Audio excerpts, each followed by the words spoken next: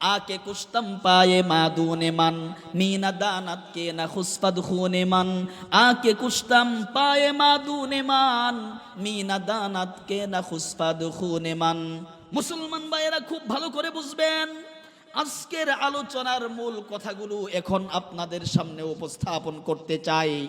সেইটি হলো, এই বাংলার জমিনে দীর্ঘদিন পর্যন্ত আমরা দানের শীষের নির্বাচন করেছি, দানের শীষের সময় দেখেছি, নৌকার সময় কাল চলে গেছে দেখেছি, এমনকি নাঙ্গলের সময় আমরা দেখেছি।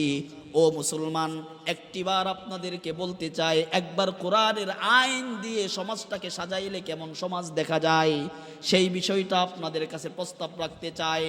আপনারা তো দানের শীষের সময় দেখেছেন, কাল দেখেছেন, সময় দেখেছেন, আপনারা তো নাঙ্গলের সময়ও দেখেছেন কেমন কেটেছে।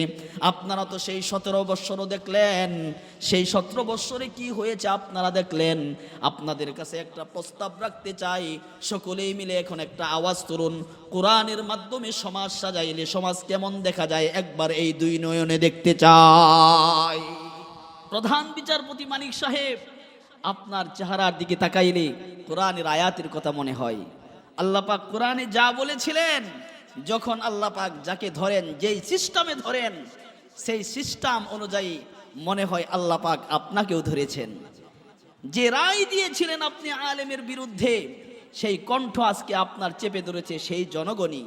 আল্লাহ পাক কোরআনে বলেছিলেন, মা আগনা আন্নি মালিয়া হালাকা আন্নি সুলতানিয়া খুদুহু ফাগুল্লু। আপনার ধন সম্পদ, মান মর্যাদা কোথায় গেল? কোথায় কোথায় রাজাকার বলে মানুষকে গালি দিতেন, আজকে কোথায় আপনার সেই বাকশক্তি? শুধু তাই নয়, এখানে খুব ভালো করে বুঝবেন, বিশ্বনবী থেকে শুরু করে জীবনের প্রতিটা ধাপে, প্রতিটা ক্ষেত্রে যারা আল্লাহর পয়গম্বর থেকে শুরু করে যারা আল্লাহর দ্বীনের রাহবার, আল্লাহর দ্বীনের পেয়ারা বান্দাদেরকে যারা যখন লাঞ্ছিত করতে চেয়েছে, একটা সময় আল্লাহ পাক ওই সমস্ত মানুষদেরকে গোটা দুনিয়ার ভিতরে লাঞ্ছিত আর অপমানিত করে ছেড়েছে। যারা আলেমদেরকে মানুষের সামনে দোষী সাব্যস্ত করার জন্য চরিত্রের উপর কালি লেপন করতে চেয়েছিল, আজকে তারাই গোটা বিশ্বের মধ্যে এক নাম্বার বাটপার আর সিটারে পরিণত হয়েছে। আজকে তো আপনাদের প্যান্ট আর পায়জামা গোটা পৃথিবীর মানুষ দেখেছে। শিক্ষা নিতে হবে, শুধু এখান থেকেই শিক্ষা নয়, এখানেই শুধু ক্ষান্ত করলে হবে না। আজকে আপনারা দাড়ি রেখেও পালাইতে পারেন না, দাড়ি সেটেও পালাইতে পারেন না, রাস্তা দিয়ে যান তাও পারেন না, পানি পথে যান, আকাশ পথে যেতে চান, কোনোভাবেই পার পেতে পারতেছেন না।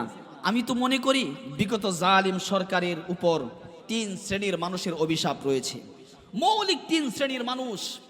আমি আপনাদেরকে উদাহরণ দিয়ে বলতে পারি। আল্লামা দেলোয়ার হোসেন সাঈদী রহমতুল্লাহ আলাইহি বলেছিলেন, আমাকে যারা রাজাকার বলে, আয় আল্লাহ তুমি তাদের কথা শুনিও। আল্লামা দেলোয়ার হোসেন সাঈদীর কথা আল্লাহ পাক সত্য পরিণত করেছেন। দেলোয়ার হোসেন সাঈদী সাহেব রহমতুল্লাহ আলাইহি বলেছিলেন, বেশি লাড়ালাড়ি করবা না, নাড়া দিলে মামুর ভাই দিল্লি গিয়ে পড়বা। পেয়ারা আল্লাহর ওলিদের জবান থেকে যে কথা বের হয় সেটা সত্য পরিণত হয়। দেলোয়ার হোসেন সাঈদ রহমতুল্লাহ আলাইহি যে কোনো একটা প্রোগ্রামে বলেছিলেন, বেশি বাড়াবাড়ি করেন না, বেশি জুলুম করবেন না, মামুর বাড়ি দিল্লি গিয়ে পড়বেন। ঠিকই কথা সাব্যস্ত হয়েছে।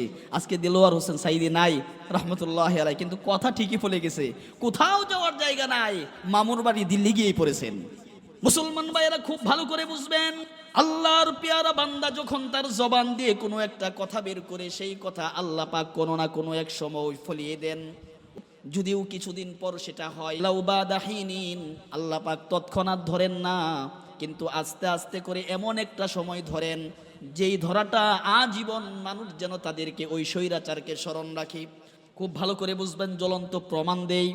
মামুনুল হক দামাত বারাকাতুহুমকে যখন সোনার গায়ে হোটেলে আটকে দেওয়া হলো, তার স্ত্রীকে নিয়ে যখন সেখানে গিয়েছিলেন, তখন কিন্তু এই স্বৈরাচার সরকার তার জীবনের উপর কালি লেপন করার জন্য এমন একজন দগ্ধ বিদগ্ধ আলেমের উপর হনন করতে চেয়েছিল। বন্ধুরা আমার, মামুনুল হক দামাত বারাকাতুহুম তিনি ওনার বাসায় ফিরে এসে উনি কিন্তু লাইভে কসম খেয়েছিলেন, আপনারা জানেন, ওই লাইভ এখনো পর্যন্ত আছে, আপনারা শুনতে পারেন। কসম খেয়ে বলেছিলেন, আল্লাহ, আমি যদি কোনো অন্যায়ের পথে হেঁটে থাকি আমাকে তুমি ধ্বংস করে দাও, আর যদি রব্বুল আলামিন আমি যদি অন্যায়ের প্রতি না হেঁটে আমি যদি আমার হকের উপর থাকি, যারা আমার চরিত্রের উপর কালি লেপন করতে চায়, আল্লাহ তাদেরকে তুমি ধ্বংস করে দাও। মামুনুল হক 3 বার কসম খেয়ে বলেছিলেন। বন্ধুরা আমার, আপনাদের মনে আছে আজকে রব্বুল আলামিন সেই কসমকে বাস্তবায়ন করেছেন। মামুনুল হকের কথা সত্য হয়েছে।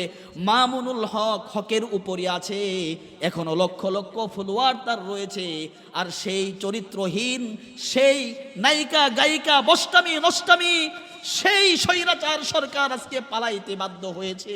মামুনুল হকের বদদুয়ার কারণেই রব্বুল আলামিন এদের উপর ঠাড়া ফালাইছেন।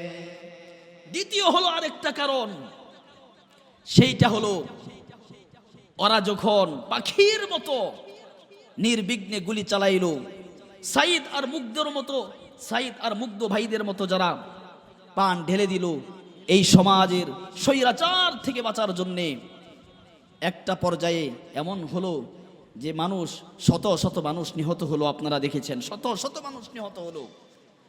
ওই সমস্ত নিহত শহীদ ভাইদের আমার মনে হয় মায়ের আর্তনাদ আল্লাহ পাক শুনেছেন। কারণ সন্তানের জন্য যখন মা দোয়া করে সেটাও কবুল হয়। আর সন্তান যখন মজলুম হয়, সন্তানের পক্ষ যখন মা আল্লাহ পাকের কাছে দোয়া করে, সেই দোয়াও আল্লাহ পাক ফেরান না। রাত্রের গভীরে যখন সবাই ঘুমিয়ে পড়েছি, আমি অনেক গভীর চিন্তা করে এটাই বের করেছি, সেই রাত্রির গভীরে হয়তো সেই সাইদের মা ঘুমায় নাই। সে ভাবতেছিল আমার সন্তান কখন আসবে, কি অপরাধ ছিল আমার সন্তানের। আয় আল্লাহ, আমার সন্তানকে যে নিহত করেছে, আয় আল্লাহ তার লাশ আমার চোখে দেখতে চাই। আয় আল্লাহ, ওই স্বৈরাচারী সরকারের পতন চাই। আমার মনে হয় সেই সাইদ আর মুগ্ধ এদের মাদের আহাজারি রব্বুল আলামিন শুনেছেন, যার কারণে তারা প্রস্তুতি নিয়ে পালানোর সুযোগটুকু তারা পায় নাই।